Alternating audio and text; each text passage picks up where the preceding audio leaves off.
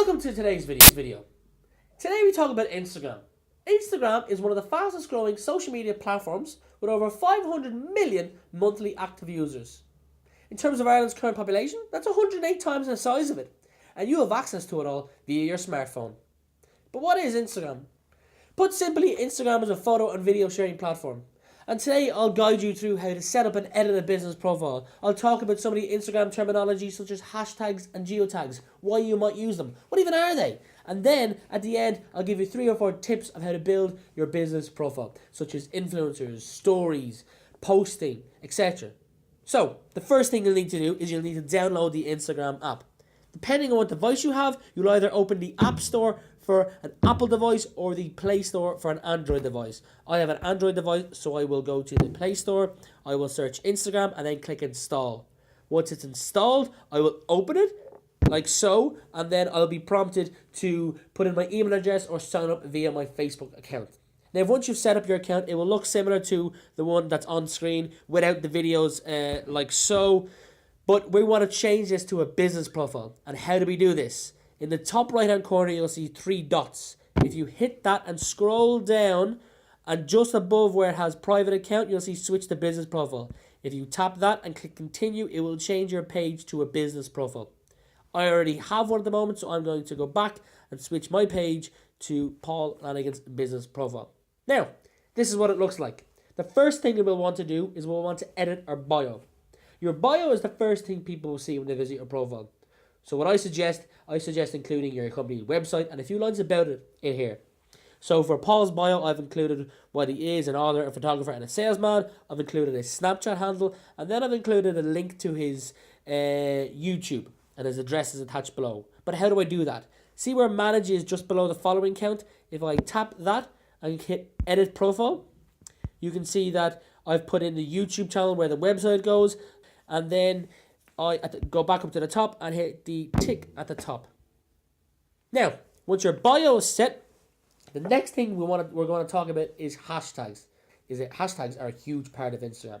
It's basically how you find people and grow your page. But what is a hashtag?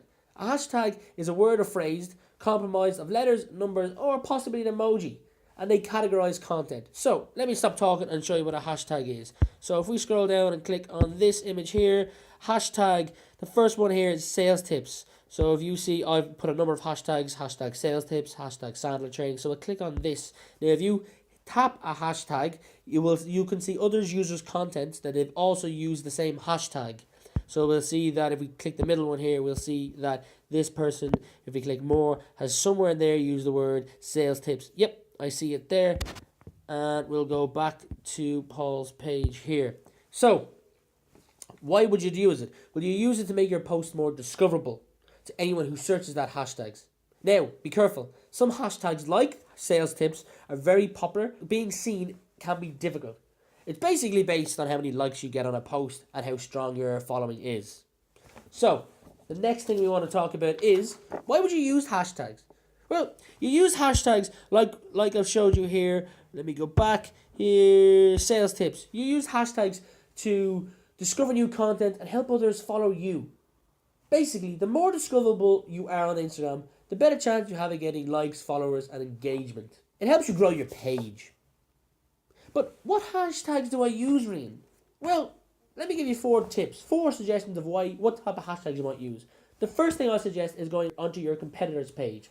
So if we jump on here and we go to search, excellent, suggested, Sandler training is a suggested page. So we scroll down and we click on the post here and we see that Sandler training use hashtag Sandler summit, hashtag Sandler, hashtag sales, hashtag management.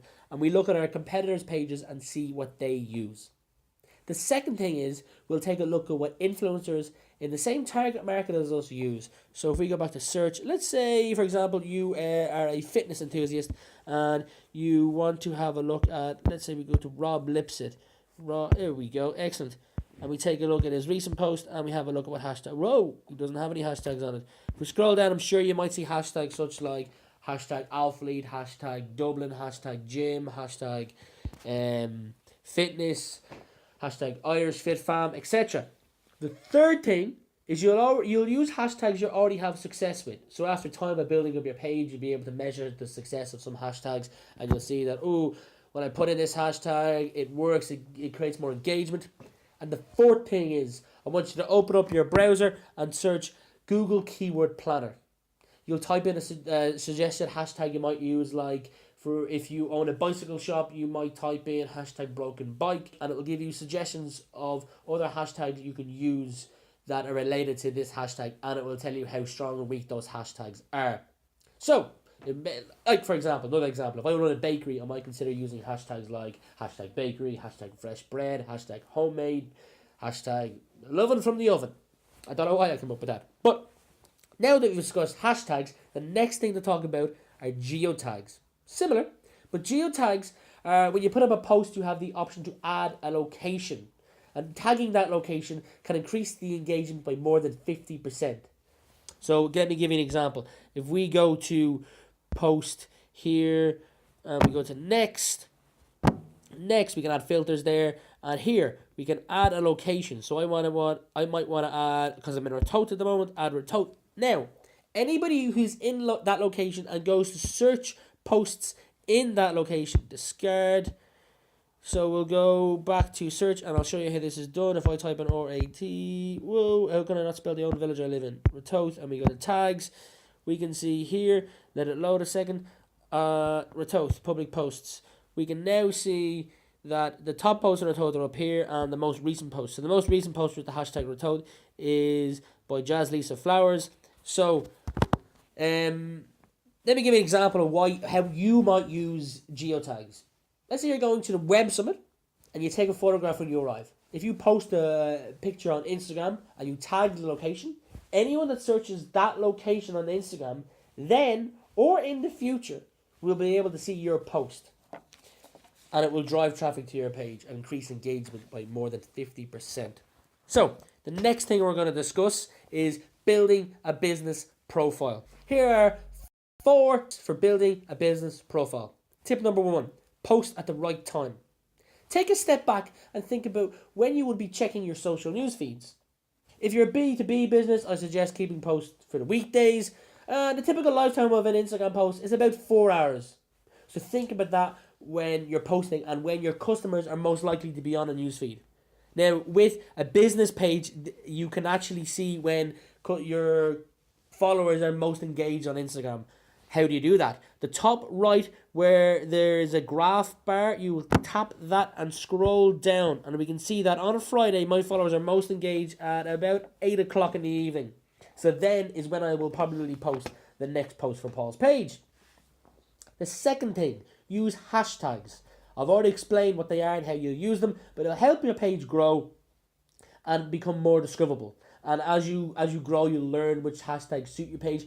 The third thing is post quality content. And you don't need to break the bank to post quality content or videos. Most smartphones nowadays are good enough. You can create videos using smartphones, and there's plenty of editing tools out there. Go on to canva.com and there's fantastic resources on that website. I'll link it below on the screen here. But remember, your Instagram page is a collection of all your photos and videos, so make sure it's damn hot. Number 4, influencers. There's thousands of social influencers out there. So if I go back and look at Rob Lipsett, is actually an influencer. So we go back and type in ROB.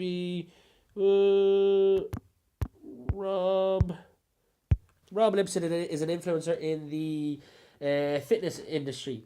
So why would I use an influencer, Reen? Well, brands will pay money to these influencers to review their products and service and post it on their Instagram page. But if you're going to do this, make sure you do it right. You don't just want to approach any influencer. Make sure they suit your company image. So if I own a butcher's, I might approach Rob. Let me give you an example. If I own a butcher and I've just gone on social media, why don't I send Rob out some free meat?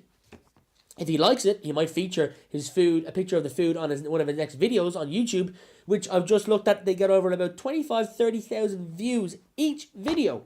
And if you look at his last post, which went up 21 hours ago, he has 12,000 likes on it and 1,461 comments. If the post works, I might want to develop a relationship with Rob, and I could say to Robbie, listen, if your followers want to buy meat from me, I'll give them a 10% discount if they mention your name. And then I can measure how valuable Rob and his postings are to my business. The fifth thing I might do is to regram my followers. What is regram? Well, it's basically like sharing like you would on Facebook. For the most part, people love their post being shared, so why not do it? Let's pretend you own a bicycle shop, or you're Rob Lipsett. You go out one morning and you buy a bike. Later that afternoon, you come home and your wife or your girlfriend takes a picture of you on a new bike and you share it on Instagram and you tag the company that you just bought it from. If I'm the owner of that bike company, I could reshare the post, and the person that you just shared the post will feel good about themselves. They'll like it. Some of their friends will see it. They might be interested in buying a bike as well, and they'll be more inclined to recommend your business to people who might want to buy a bike in the future. So now the suggestion I make is responding to customers is vital. You don't just want to come off as a robot, a machine. And there's two ways to do this. The first way is hashtags. So I, again, go back to the search bar and type in problems or things that your customers have difficulty with quite a bit. So again, let's take the bike shop for example. I might search hashtag broken bike or hashtag flat tire and click on the image. And let's see if they put their location, we can see where they posted it from. And if it's anywhere near me, why not leave a comment underneath it and offer to fix the problem? The second way I'd respond to customers is if a customer leaves, or a follower, if a follower leaves a comment underneath one of my posts, so we go here and we scroll down, we have 4 comments, I would respond to those comments. I'd say, listen, thanks for taking your time, why don't you come watch our next webinar, etc, etc, etc. It all depends on what you post, and respond to those customers. Answer their question, give them a discount, get creative. So, now that we've talked about building your business, we're going to talk about Instagram stories. Instagram stories can be found at the top of your newsfeed. So we scroll, you'll see my finger scrolling here. Well, you won't see my finger scrolling, but you'll see the screen scrolling. Carl Henry, PT, Sive, Haley, Jack. What are stories? Well, stories allow you to share moments from your day in a kind of slideshow format. So let me click on Carl's here. And it lasts, the videos last for maybe 5 to 15, 10, 12 seconds. But the most important thing to note is that they disappear forever after 24 hours.